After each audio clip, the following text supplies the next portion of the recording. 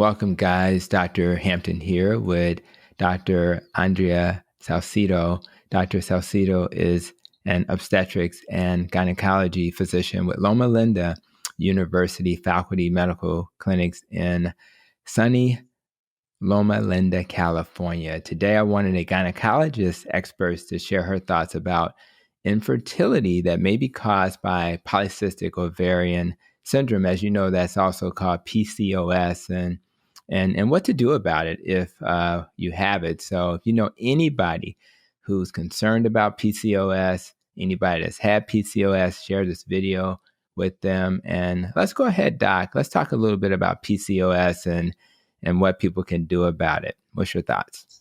Yeah, thanks. Polycystic ovary syndrome is one of those syndromes, and it's not the disease that you'll have for life, and you kind of go in and out of it depending on what your metabolic health is. But it does cause irregular periods. It can cause very, very small cysts on the ovaries.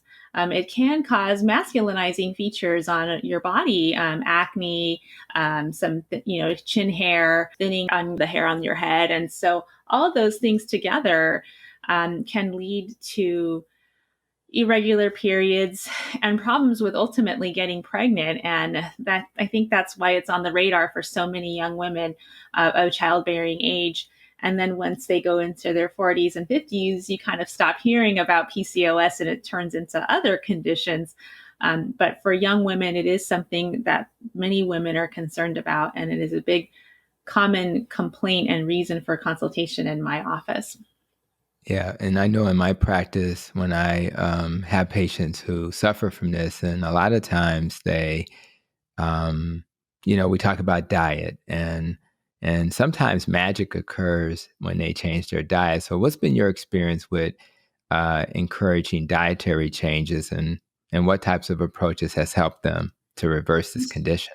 Yeah, so I think just having a really open and honest conversation about the physiology of PCOS. And so we do know that PCOS is a metabolic pre-diabetic disposition. And so once we frame it that way, then we also must discuss the things that we can do as patients to help improve those things and have an honest look at ourselves and how our actions may be playing a role, which is really hard sometimes to understand. And some folks really do feel they eat healthy or, and it almost feels a little bit off-putting when the doc tells you that, there are things that you can change. And particularly a lot of women feel like prediabetes means that you must be obese.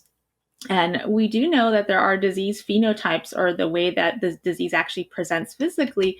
There are some thin women that have polycystic ovary syndrome, and there's some women who struggle with weight who have PCOS. And so when we look and counsel them that, we do have to discuss about the impact of excess glucose and sugars and how that increases our insulin levels, and it manifests differently in different people. Some folks, it manifests as increased peripheral fat, and some folks, it means that their inflammation is targeted into the internal organs. And so when we look at all that, we have to also remember that high insulin levels will actually end up stopping your ovulation patterns, because insulin is a hormone.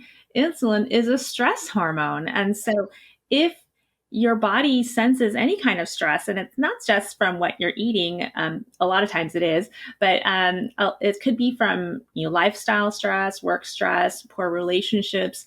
All of those things will increase your insulin levels to protect you for that fight or flight response that your body wants to have to improve itself. And so because of that, the insulin levels start to tell your brain it's not the right time to get pregnant.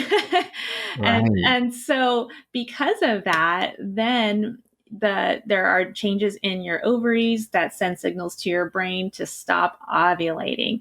And that is really where the irregular periods start. And so a lot of women come to see me asking to get their hormones checked.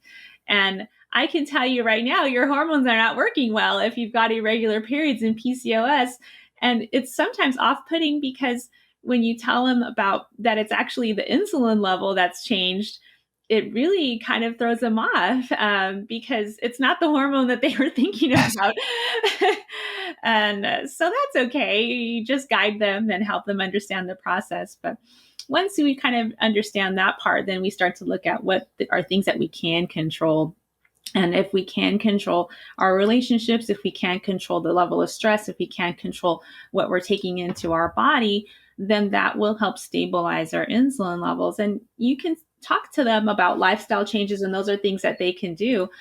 Some folks are just not there, Right. and they can't because of finances. They can't because of the resources. Maybe they live in a food desert. Some folks, they're just not there yet to make those changes. And so that's where medications like metformin, or even putting patients on birth control methods to help protect the lining of the uterus, because after a long, period of time, 8, 10, 15 years of irregular periods, the lining of the uterus will start to become abnormal, and that leads to uterine cancer later. And so even though PCOS is kind of seen like an infertility concern when you're younger, it does have huge impacts for gynecologic health later. Everything you spoke to reminds me of my NEST acronym, and it's not just nutrition. Obviously, you want to eat foods that don't raise your insulin level, which would probably lend itself to a lower carb approach. But the thing you talked about, stress and sleep and all of that kind of stuff. So I think it's important that anybody listening to this is that you have to really look at everything. And man, thinking you said pre-diabetic condition. I mean, who'd have thought? We know that type 3 diabetes is now how they reference dementia. Who'd have thought that PCOS was a condition that's similarly viewed? So that is amazing. So I really appreciate you, Doc, coming on and sharing your thoughts. And it's nice to know that we can treat medical conditions like PCOS with medications if we need it, like metformin, but we also have this lifestyle approach, which I really want to emphasize is